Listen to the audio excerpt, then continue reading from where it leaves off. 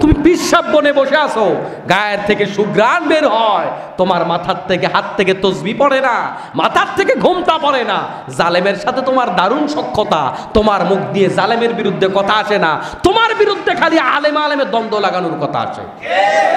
আমরা গত 1-2 বছরে বাংলাদেশে দেখেছি কিছু চিহ্নিত ভাইরাস আলেম, ভাইরাল আলেম আর কি, ওই ভাইরাস আলেমেরা দেখছি অমক আলেমের সাথে হুটহাট লেগে যায়, অমক আলেমের সাথে হুটহাট লেগে যায়, খালি দ্বন্দ্ব কলহ ফেসবুকে।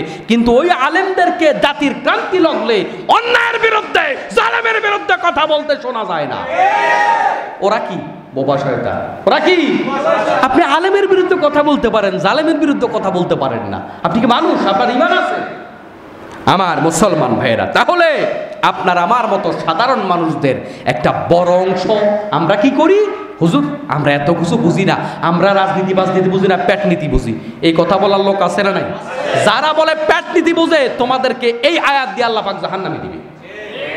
তুমি যা বুঝো ওইটুকু বিবেক ব্যবহার করে তোমাকে সত্যের পক্ষে থাকতে হবে।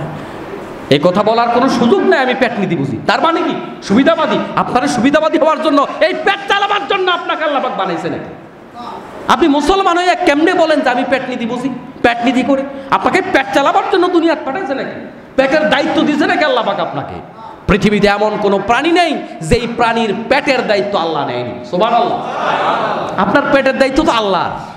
আপনাকে কে বলেছে পেট নীতি করার জন্য? আপনি আল্লাহর নীতি করেন, পেটের দায়িত্ব আল্লাহ পাকই নিয়ে নিবে। সুবহানাল্লাহ।